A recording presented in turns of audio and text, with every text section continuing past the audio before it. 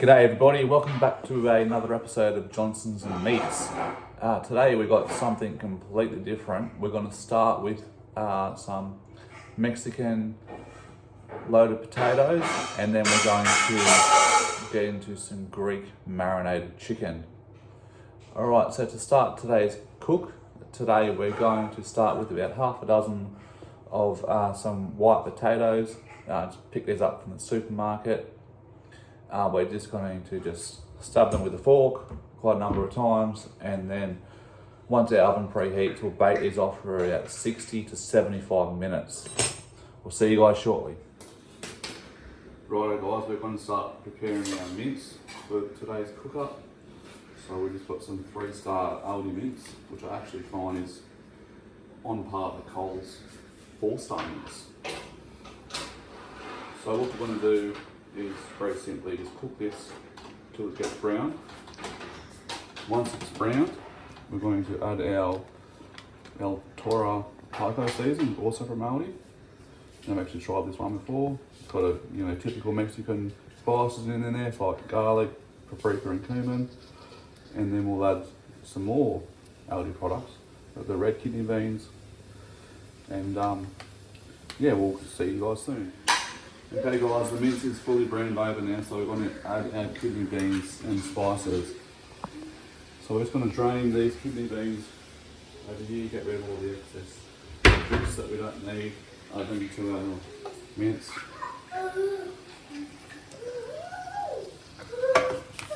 Then we're going to just rip the packet open of our spices. Stuck them into the mix too. Now there's an extra ingredient that I forgot to mention we're going to add. We're going to add some salsa. So we'll just get our trusty spoon out of here. We'll just add maybe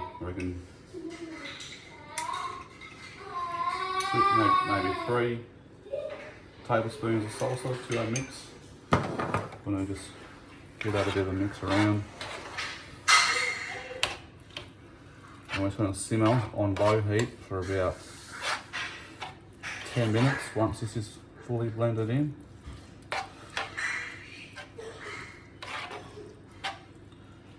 So we'll come back in maybe, I reckon, 5-10 minutes to have a check to see how that sauce is thickened up.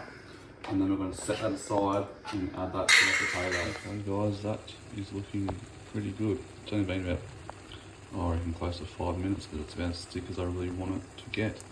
I'm going to remove it from the heat now and wait for our potatoes to finish baking. Okay guys, so it's been about 70 minutes since we put our potatoes in the oven. They should be pretty well to go now. So my way of checking the potato, I guess they've done this, is just by poking a knife through. They can go through pretty easily. They're alright. So they've just been on 180 odd degrees. I'm going to fan it, cut them, and then what we're just going to do is slice these open, take all the potato out, mix up with some spices, and then we're going to chuck our beef and cheese, some jalapenos, and even some corn chips into these to make them a very nice Mexican flavour. Can't wait to share it with you guys very soon. We've scooped all the insides of the potato out, and I've had a bit of a change of mind. This excess potato, just mash that together with some salsa, some cheese and salt and pepper. We're going to bake that off separately. What we're going to do is now fill these potatoes up with our beef we've prepared earlier, our cheese, our jalapenos, and some corn chips. We might even do some without the jalapenos, because Mrs. Johnson isn't a big fan of too much spice. I'm going to bake these off in the oven, and we'll come back very soon, give it a taste test. Well guys, I've said to you that I'll come back when they're done, but I just wanted to show you what they're going to look like. So we've got about 8 of those with the jalapenos on, 4 of those without, and then down here, these are essentially looking like I reckon potato scones, just with the nacho and then the cheese. Let's see how we turn out. Okay guys, we've just taken our Mexican potato skins and our Mexican potato scones out of the oven.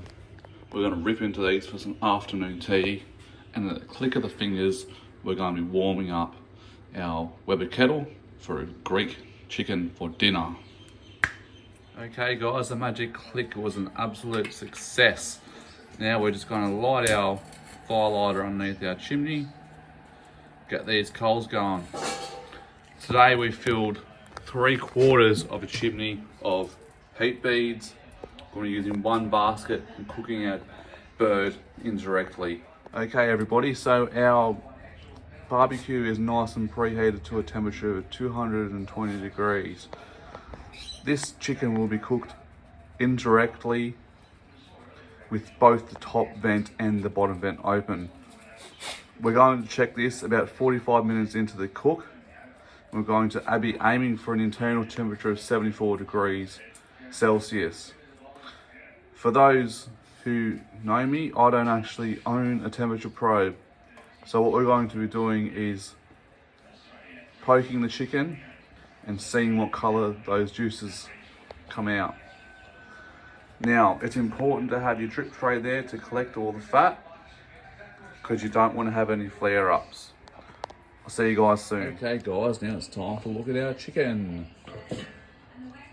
Now, as Shuey says, we did not want to have dead chicken, we want no dead chicken. Our chicken looks like it's been cooked very well today. Don't know what else to say. Had a few beers while cooking her up. That's been pretty good. The cox plate's about to start. So as Shuey says, we need to rest our chicken for 1 minute per 100 grams. So that's a 10-minute rest. We'll watch the cox plate, and then we'll dig into our Greek style butterfly chicken. Thanks for watching. See you later.